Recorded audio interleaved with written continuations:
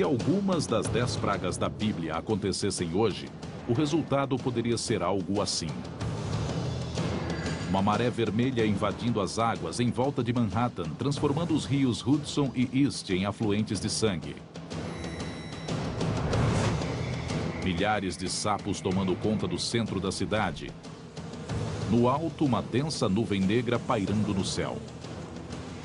São os enormes enxames de gafanhotos que circulam sobre a cidade, querendo devorar tudo o que encontram. Como iríamos reagir a essa sequência de catástrofes saindo de controle?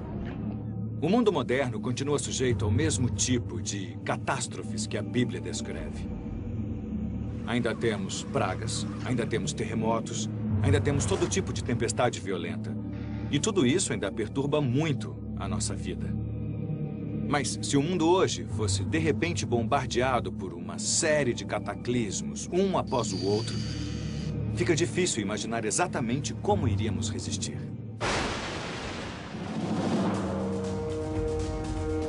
Com 10 pragas, Deus se dispõe a destruir um império para libertar um povo. Os israelitas eram escravos no Egito, e o Todo-Poderoso queria que eles fossem libertados. Mas o faraó não queria ficar sem a mão de obra gratuita. O faraó não queria deixar que os israelitas partissem. E a situação tornou-se praticamente um duelo entre Deus e os egípcios através das 10 pragas. E cada vez que uma praga acontecia, aparentemente ficava pior e se tornava mais destrutiva. Êxodo, capítulo 7, versículo 17. Vou bater nas águas do rio Nilo, e elas se mudarão em sangue. Os peixes que estão no rio morrerão, e o rio ficará tão poluído que os egípcios sentirão nojo de beber a água do Nilo.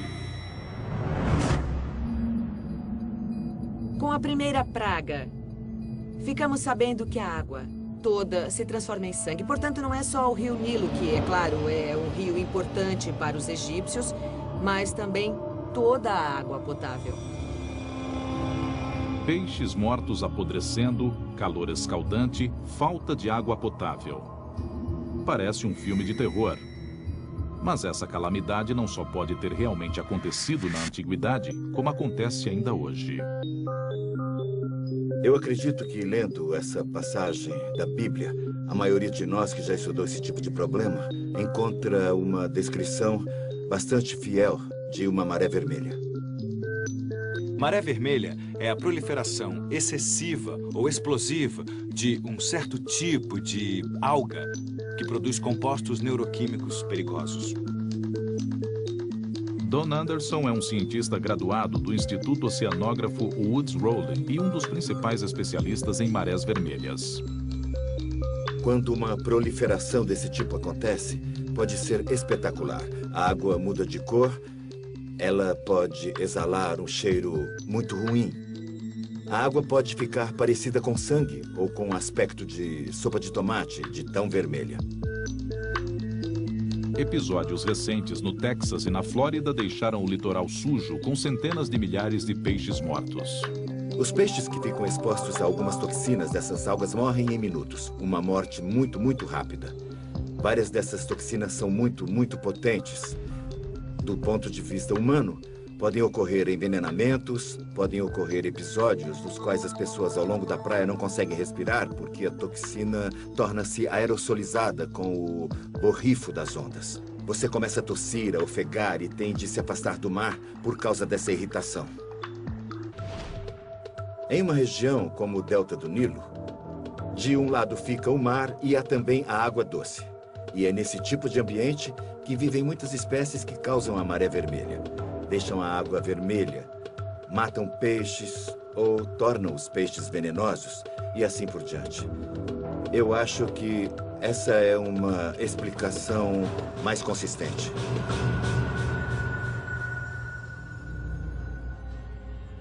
Uma maré vermelha desencadeia uma série de efeitos subsequentes e pode explicar a segunda praga bíblica, os sapos.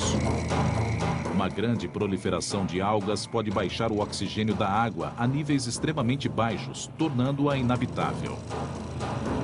Se houvesse uma maré vermelha, não seria despropositado esperar que certos tipos de animais tentassem fugir da água devido a essa condição de pouco oxigênio. Eles não conseguem nadar, não podem ficar embaixo d'água, portanto não é impossível que, após uma grande maré vermelha, os sapos não consigam sobreviver nessas condições e venham para a Terra. Eles morreram na Terra, desidratados e por falta de alimento. Seu alimento eram os insetos, e não havendo predadores para os insetos, era de se esperar que proliferassem os insetos voadores e rastejantes no Egito. Essas foram a terceira e a quarta pragas. As carcaças dos sapos e peixes mortos apodrecendo atraíram um enxame enorme de moscas que assolou os egípcios. Seguiu-se uma enorme infestação de piolhos. Lembre-se de que numa época em que não havia os antibióticos modernos, quando alguém sofria uma infestação de piolhos, os arranhões da coceira podiam levar a infecções que abriam as portas para doenças mais graves. Os seres humanos não foram os únicos afetados. As carcaças em decomposição e os insetos voadores podem transmitir bactérias mortíferas. Foi o que aconteceu na quinta e na sexta praga. O gado, de repente, começou a adoecer e a morrer. Uma afecção que causava pústulas terríveis. Aqui temos uma explicação maravilhosa de como uma alimentou-se da outra, como uma das pragas, como um dominó, derrubou o dominó seguinte, da primeira até a 10ª. Chico